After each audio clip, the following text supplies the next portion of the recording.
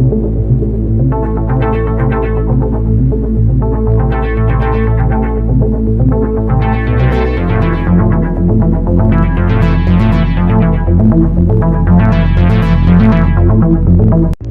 yi dal leen ak jàmm ci seen YouTube Kawtef TV International ginnaaw bi bàkk bi daanoo ñu fas yéene leen a jukkil Kawtef yi fi jot a ruuse ci kàllaamay wolof di la ñaan aussi nga dem abonné su fekkee abonné ko te bul fàttee bës cloche de notification bi pour vidéo buñ dugal nga mën see jot. li ñu war a wax ci situation bi ñuy dund di doore sama kàddu ci jaajëfal askanu Sénégal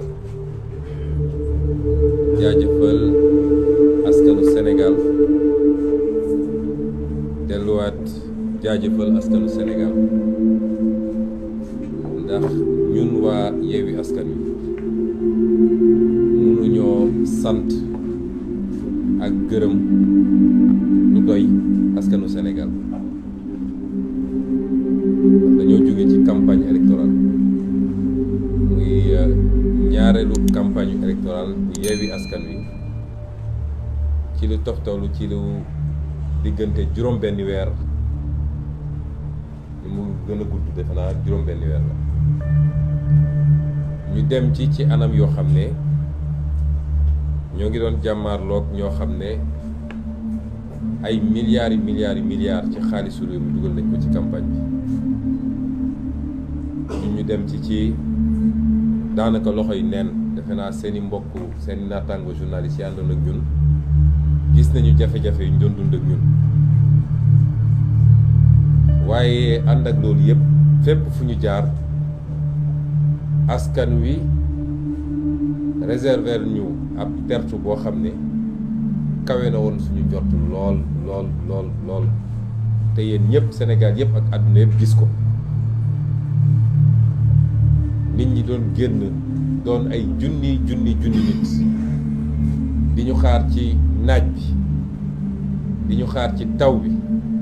di ñu xaar léeg-léeg ba ay 2 heures du matin loolu ku mu doyul dara dootu la doy ñun mënuñoo remercier lu doy askanu Sénégal waaye di leen wax rek ni yaakaar gi ñu am ci ñun ba tax ñu wane loolu lépp ci cofeel bu soobee yàlla yàgg naa ko wax yaakaar googu du mës a tas lépp lu ñu yaakaar ci ñun nañu xam ni suñu ngor suñu bëgg-bëgg ci réew mi weesu na foofu ndax dañ koy faral di wax ñun ñi fi nekk ñëpp kenn dugg ci politique ngir koppar goo ciy am wala poñet buñ la ciy jox bu doon loolu dong ñi ne ci table bi yëpp duñu campagne ndax amul kenn ci ñun koo xam ne tey dina dem assemblée nationale ndax soo nee député rek nit ñaa ngi gis ku ñu jox ndomb tànk jox ko 4x4 jox ko passeport diplomatique jox ko 1,300,000 par weer jox ko carburant réew mu ndóol ñi Sénégal nag ku ñu jox loolu dafa mel ni am na lu tuut luñ la jox wala sax lu takku waaye ñi fi toog ñëpp amul kenn koo xam ne day dem assemblée te teewul campagne bi yëpp ñoo ko campagne wër Sénégal yëpp di nelaw 3 heures 4 heures du matin di lekk benn repas par jour campagne nañ ci taw campagne nañ ci naaj campagne nañu ci ngelaw loolu cofeel gi ñu am ci Sénégal ak yéene gi ñu am ci Sénégal moo tax ñu def ko kon ñu gàcce gàllama askanu Sénégal di leen gërëmaat ci turu conférence des leaders yëpp waaye ci turu Yewwi Askan Wi yëpp militante dinaa jagleel nag gërëm gu spécial jeunesse su Sénégal parce que ñun bi ñuy commencé politique dafa am lu ñu bëggoon mooy fexe ba jeunesse su Sénégal intéressé waat ci politique ndax fexewoon nañ ba gëmloo kuy jeune rek ni yow politique dafa salte mbirum mag ñi la bu mu la intéressé te loolu musiba la ci réew moo xam ne 65% ay ndaw lañu ñun suñu premier objectif mooy fexewoon ba jeunesse bu nekk di intéressé wu jeune bu nekk di intéressé wu ci politique ndax politique mooy ni ko tubaab bi waxee rek mooy li xew ci sa jamono ak sa société nga fexe ba sa loxo nekk ci lépp lu koy defar nga fekkee ko. C'est l'art de gérer la société loolu mooy politique liñ leen mësa woon yëpp du politique ndax nit ñi sàcc alal réew mi jënd ay militants loolu du politique digee loo dul def loolu yëpp du politique moo tax ñun Yewwi Askan Wi ànd ak askan wi ci boppam contrat moral bi ñu bëgg a séq ak askan wi mooy fexe ba defaraat politique ndax yonent yi sax dañoo politique su politique bonoon yonent du politique ndax yonent samp na état nekk président de la république loolu mooy politique mooy defar société bi mais li ñu leen di won nii di politique de balaa may dee ñu naan diw c'est un génie politique parce que mën naa wax lu dul dëgg mën naa naxaate mën naa sàcc alal réew mi mën naa sàcc ay élection ñu ne waa ji de c'est un génie politique ay nit di ko bind sax naan génie politique déedéet génie politique mooy fexe ba buñ la wóoloo ba dénk la nga liggéey ba askan wi gis boppam ci liggéey bi nit ñi am liggéey nit ñi faju nit ñi di lekk correctement ak yeneen loolu mooy génie politique. boo gisee américains yi jël seeni présidents yu mag yi ay Lincoln ay truc di leen teg fu sori parce que ñooñu dañoo def loo xam ne ba léegi ñoom ñi gis jeexital bi ci liggéey bi waaye njuuj njaaj rek ñu naan waa ji moo ay ci politique waa ji politicien la.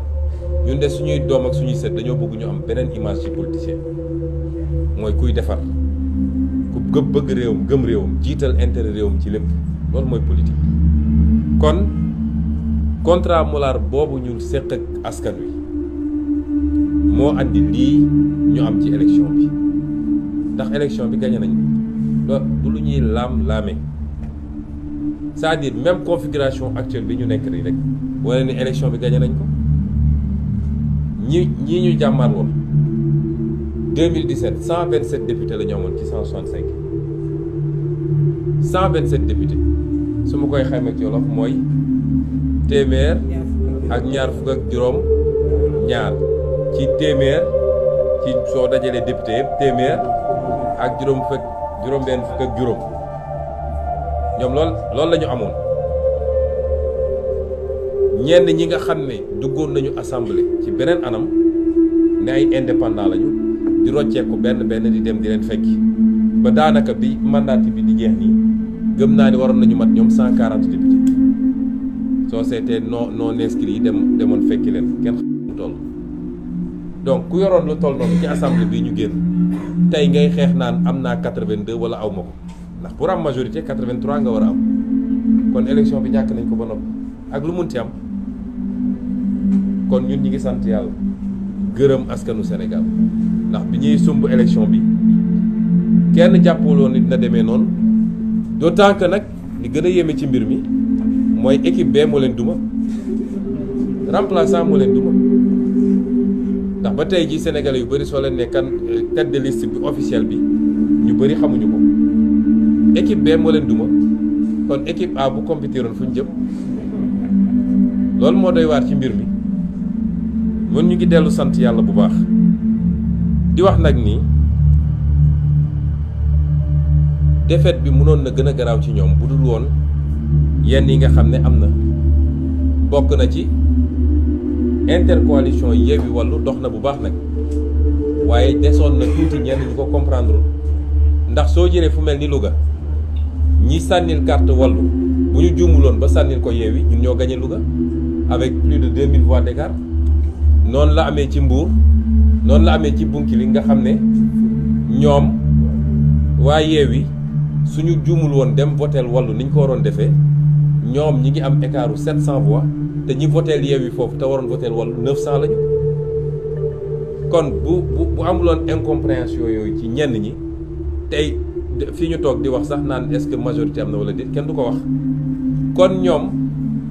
daanuwuñu dañu xalangu bay mbërëgu loolu moo am kon lan moo tax sénégalais yi voteel Yewwi ak Wallu ak lan moo tax ñu sanctionné leen loolu dafa baax ñu rappeler ko parce que vote bu nekk dafa war a am explication de vote dañu war a xam li tax lii am néew ma damaa nekk ci boppu sénégalais bu ne waaye ñun pendant 14 jours wër nañu Sénégal dafa am discours bu ñu tenir Sénégal discours boobu dafa am première partie déconstruire et deuxième partie proposer lan la ñu déconstruire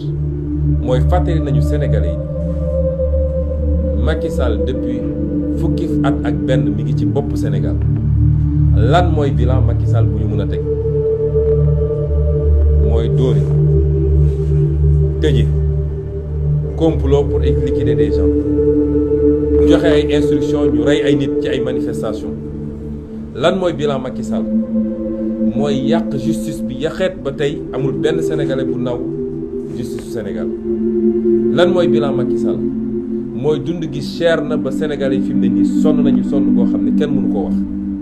lu doon jar fukk tey mu ngay jar ñaar fukk wala ñaar fukk ak juróom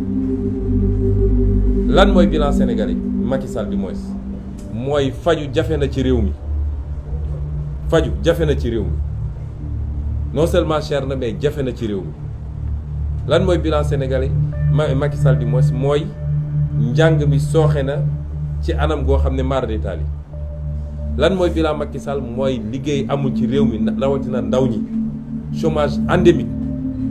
ñiy génn chaque année ci marché du travail moins d'un dixième ñoom ñoo mën a am insertion pour am liggéey ñi ci des ñëpp suñu dawalul Jakarta ña nga toog ci grand place lan mooy bilan Macky Sall mooy li ñu yàlla wërsëgale ci ay ressources ay richesses nga xam ne moom la ñu waroon nag jàpp ndax yàlla bu la tàccoo comme ni ñu koy waxee nga sàggan ba keneen ñëw fecc ko yàlla jox ñu pétrole jox ñu gaz jox ñu zircon jox ñu phosphate jox ñu géej goo xam ne lu tey nga ci Macky Sall jël yépp jaay ko tubaab yi ba tey jii ay 10% la ñu am en terme de part ba pare ci répartition production yi lañ cey am lu néew la mënoon naa kon ne di lim waaye lii lenn rek la waaye li ci gën a garaaw mooy lan mooy bilan Macky Sall mooy li la première richesse du Sénégal parce que première richesse du Sénégal du or du zircon du pétrole du gaz ay réew am nañ ko avant ñun fii biir Afrique te tey Sénégal leen gën a avancé lan mooy différence bi mooy jàmm ji ñu am paix sociale ak cohésion sociale kenn musu fee waxu xeet kenn musu fee waxu diine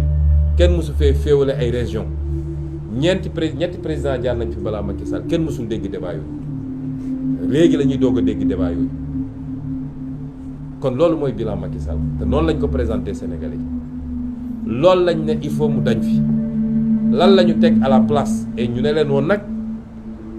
loolu mën nañ ko dooree assemblée nationale du moom mooy gouverner waaye cër bu am solo bi mu am mooy voter loi ndax loi te loi nag mooy société ku fi nekk ci presse loi moo ne lii mooy code bi nii la ñuy amee licence nii nga war a defee lii mooy cahier de charge bi loi mooy wax naka la ñuy dawalee oto ci tali bi loi mooy wax ni sàcc baaxul ku ko def ñu teg la lii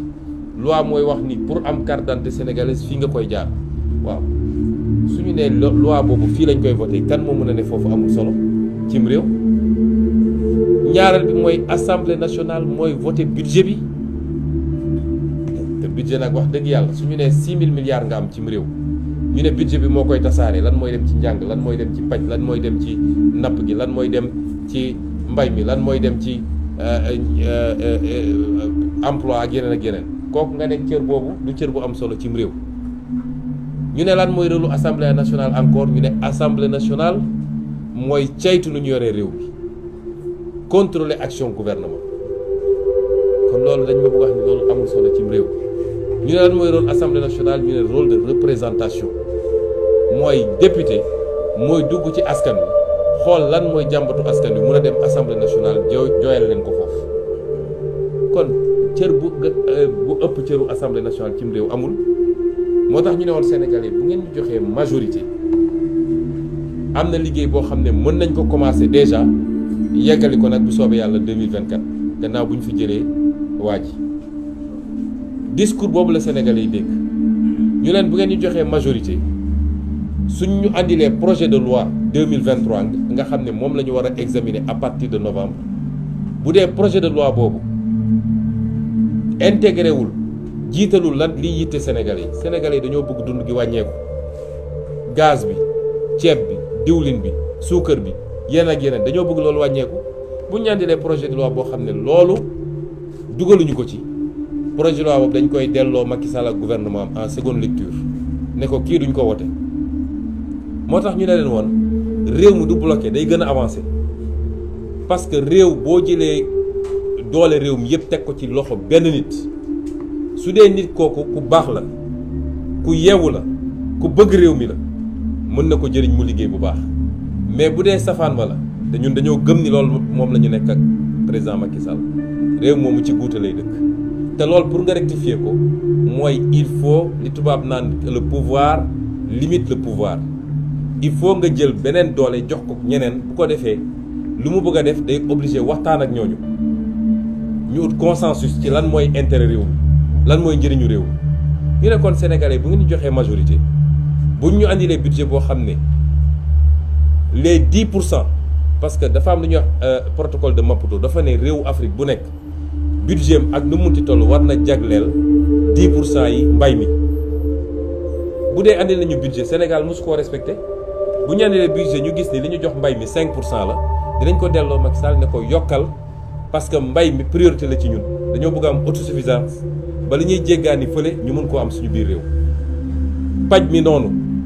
njàng mi noonu feneen ak feneen noonu loolu mooy premier engagement bi ñu jëloon pour digg suñu diggante ak Sénégalais yi ne leen dinañu voté ay loi yoo xam ne dina delloo si yéen yi nga xam ne Sénégalais yi dañ koo namm soxla ko Cheikh Tidiane yu mu wax na léegi lu jëm ci lu nar a yàq suñu société yàqeet te muy agenda boo xam ne tubaab yi ñu ngi ko bëgg a imposer ñu jël ci engagement signé charte bi dugal ko suñu biir programme mooy lépp lu jëm ci borom ñaari tur yi ñu ne leen dinañu def fonction de représentation ndax nag këpp kees bi bëri na ci réew mi poste li fa xew gis ngeen ko port autonome li fa xewoon gis ngeen ko dégg ngeen dossier ArcelorMittal dégg ngeen les 1500 milliards du TER dégg ngeen ñu ne leen nag dinañ taxawal ay commission d'enquête parlementaire boo xam ne dinañ leen woo ñoom ñu ñëw layoog ñun ñu leeral mbir ba mu leer ba pare def ko publiquement askan wi xam ni lii moo xew ci alalu réew du cox du da ngaa soxor wala da ngaa bëgg waaye réew pour mu dox kenn ku ne suñ la dénkee lañ la dénkoon il faut nga rendre compte réew mi nii laa ko yore woon loolu dafa am solo ci démocratie pour mu dox ñu jël engagement yëpp ak yeneen yu ñu jël suñu digganteeg réew lii lépp su ma ko fàttalee ndax dañ ko wax ko ci campagne bi dama bëgg ñu fàttaliku lan moo tax sénégalais yi voté contre Macky Sall ak lan moo tax sénégalais yi voté pour ñun intercoalition Yewwi Wallu vote boobu nag mbokk yi moom la Macky Sall ak ñi mu àndal bëgg a jalgati yéene gi ngeen amoon pour lii ñu waxanteeg yéen yi ñu diglanteeg yéen te wallaahi wax naa ko dañ koy def niñ ko waxee lañ koy defee parce que dafa jot nag dafa jot ñu jubóole sénégalais yi ak politique dafa jot ñu fexe ba sénégalais gëm ni politicien war na mën a nekk nitu kàddu war na mën a nekk nit kuy def li mu wax war na mën a nekk nit koo xam ne réew mi rek moo ko ñor waaye duggul ngir alal li sénégalais yi sanctionné mooy benn type politicien ku ñëw ne opposant la ñu votel la jox la mandat maire nga wëlbatiku dem ne jaay naa ko Macky Sall ñi ko defoon ñëpp perte nañu bureau bi ñu voté sax dañ koo perte sénégalais yi dañoo am seen fulla kenn gënu leen yeewu loolu nag dafa jot ñu woon sénégalais yi ni loolu jeex na ci réew mi loolu la Macky Sall bëgg a confisquer moo tax duñ ko nangu te bugguñu xalaatuñuy sénégalais yi nañ ko nangu fi mu ko bëgg a jaare Déthié Fall leeral na ko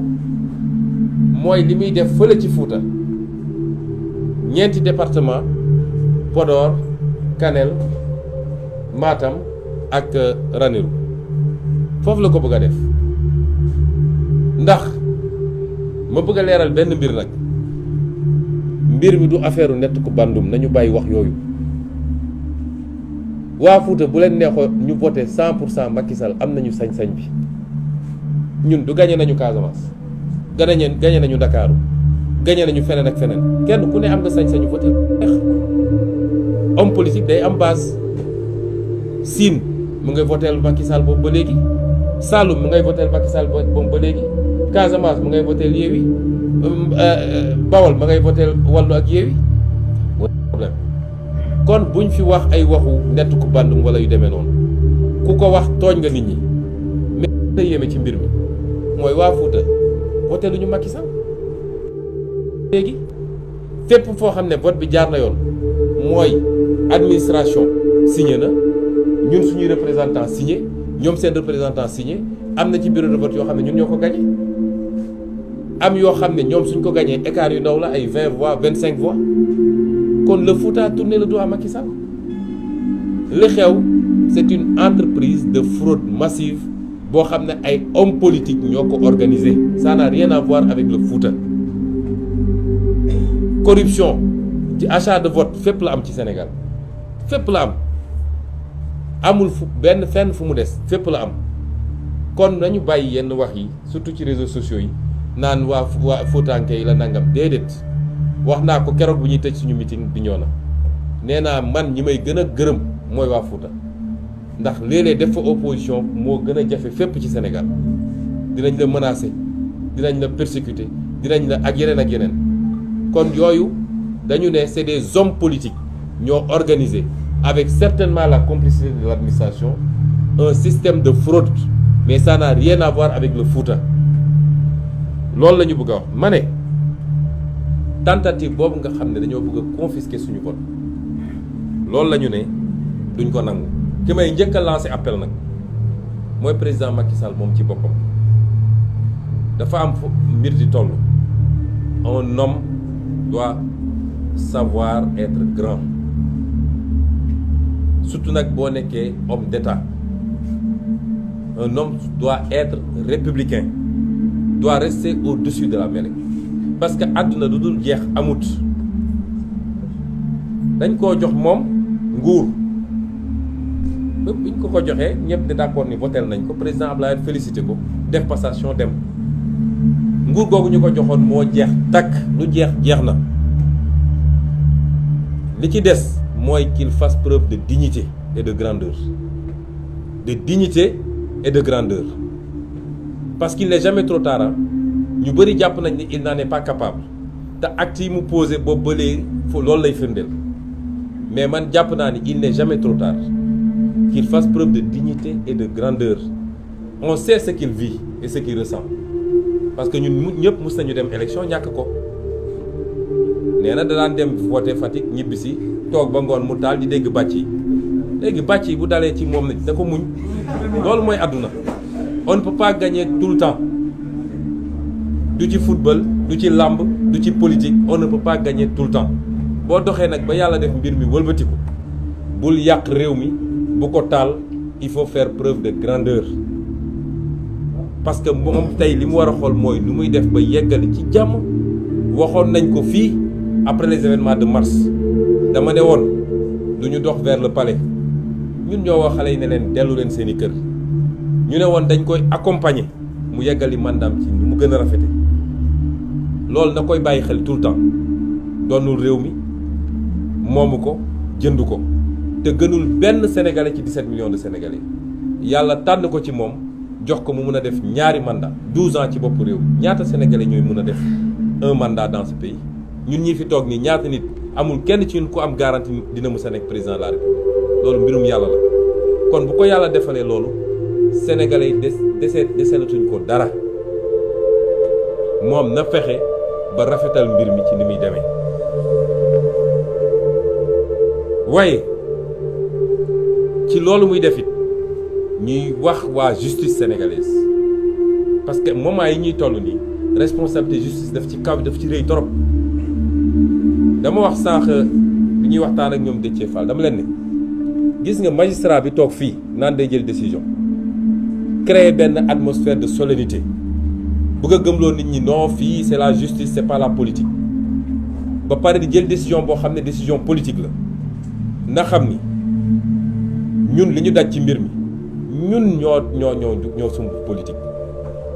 ñun ñoo joxe suñu caution ñun ñoo def suñu investiture ñun ñoo dem defi campagne dans des conditions extrêmement difficiles ñun ñoo woo Sénégal yi ni leen gën leen voter ils n'ont qu'à nous respecter la justice n'a qu'à nous respecter acteur politique yombul de te ñun ñooy système politique bi buñ fi nekkuloon politique du am kon nañu doxal yoon ñoom ils sont les garants de la stabilité de ce pays te chaque fois wax naa ko saa su problème amee ci réew mi bay waaj a tàkk li am fii temps yële ba bay nit dee ci lan la foog nga ni su justice defuloon li mu def tey nit di bakkan dina ci ron du am pourtant ñaari nit la ñetti nit juróomi nit suñu paree dem toog lekk seen ceebu den naan seen ataaya bàyyi loi li mu wax bàyyi constitution li mu wax dem wax leneen parce que dañ leen def pression di leen def leen loolu nañu delloo si seen xel parce que réew mi jeexul de commencé gul bay jeex te am na yenn yu fi doon am dootul am ñun menacé wuñu kenn nag mais def lu taal réew mi après toogaat mel ni dara amuloon nga continuer loolu dina jeex ci réew mi kon ñuy lancer un appel à la justice li xew Fouta xam nañ ni loolu du élection il y a pas eu d'élection au Fouta c'est une mascarade te la ko andi yëpp mooy ñoom nu ñuy def ba rattrapé wu wax nañ ko suñu communiqué démb parce que ñoom lu ñu def suba ngoon jot fu ñu toog réunion ñun dinañ ko yëg objectif bi Macky Sall sant Antoine Diome mooy fexeel ba egg 82 députés parce que certainement am nañu garantie que dina am kenn peut-être ci plus forest yi peut-être ci suñu biir ñun am na ñu leen garantir ni dinañ leen mottali le 83e peut-être loolu la ñu am moo tax nu ñuy def ba li ñu amul ci liste départementale yi seen quotient seen voix ci quotient yi mënu leen ko may naka la ñuy def bay gonfler les chiffres au Fouta chiffres yooyu moo leen di permettre ñu rattraper 2 députés ou 3 députés loolu mooy exercice bi ñuy def nii moo tax ñu ne justice bi na jël responsabilité ce qui s'est passé là-bas c'est pas une élection te mënuñu koo nangu wax tamit ni ñoo ngi woo askan wi nag parce que dañoo wax ak Macky Sall jàpp ni pour une fois ñi koy wër di ko nax ne ko yaa fi nekk yaa yor doole koo xam ne 65% lañ la fale woon nga ñëw ne gagné nga 58% y a 4 ans de cela tey nga ñëw di xëccoo ay 45%. ñun on a 1,5 million voix et quelques moom il a 1,480,000 voix et quelques kon xam nga ni kooku te loolu boolewuñ ci yeneen dis yi li ñu am kooku ñàkk na réew mi ña ko doon nax bu dee dese na ku tuuti xel dina xam ni loolu ñii dañ koy dugal rek mais comme dañ ko lancé appel ne ko na dellu si xelam ne revenir sur terre lañ ko bëgg wax mooy su ko deful it dinañu fekk fii parce que dafa am yoo xam ne mënul am ci réew mi moo tax ma woo askanu Sénégal à défendre son suffrage par tout moyen nécessaire bu dee dañ ko bëgg a foqati askanu Sénégal la waxal rawatina jeunes yi nañ ñu déglu nag fan yi di ñëw parce que processus bi jeexagul peut-être suba wala gannaaw suba dinañ proclamer les résultats bu dee dañu maintenir les fraudes de qui sont passées au Fouta dinañ def recours ci conseil constitutionnel waaye nañu askan wi déglu déglu suñu mot d'ordre mais duñu accepter ñu foqati ko du affaire Aïda Mbodj wala Khalifa Sall wala Déthié wala Moussa Tine wala Maïmouna Bousso wala Cheikh Tidiane Youm affaire askan wi la c'est le peuple qui a voulu ce changement et qui a voté du mbirum benn nit loolu tam dinañ ko wax lancer un appel aux forces de défense et de sécurité bu ñu topp ce pouvoir finissant buñ ko topp ñu leen di dugal ci ay actes yoo xam ne li xew barki dem bi ñoon ak Ziguinchor mi ngi fi des ba léegi te dossier bi duñ ko bàyyi dañ ko poursuivre ba fu mu war a yegg jusqu'à quand lañ leen di jox ordre ñuy tirer sur des manifestants pacifiques et qui réclament leurs droits loolu tam nañ ci bàyyi xel lancer également un appel aux militants même de Benno Bokk Yaakaar su dee dese na leen benn once de patriotisme bu ñu topp lii ñu leen bëgg a dugal parce que ñoom xam nañ ni ils sont sociologiquement minoritaires dans ce pays seen campagne woon na leen ko fu ñu dem ñu yóoxoo leen su dul woon milliards yi ñu génne et malgré ces milliards là ils ont mordu la poussière loolu soo tollee foofu nag xamal ni jeexal nga lu jeex na ñaari rakkay jeex na kenn mënu ci dara donc lii la ñu bëggoon wax ci lu gàtt di gërëm askan wi yëpp di delluwaat gërëm askan wi yëpp Sénégal réewu jàmm lañ fi bëgg jàmm ji nag tey mu nga ci loxo Macky Sall ak ñi mu àndal nañu suturaal seen bopp nañu jiital intérêt réew mi nañu bëgg réew mi te xam ni nguur c'est pas une fin en soi.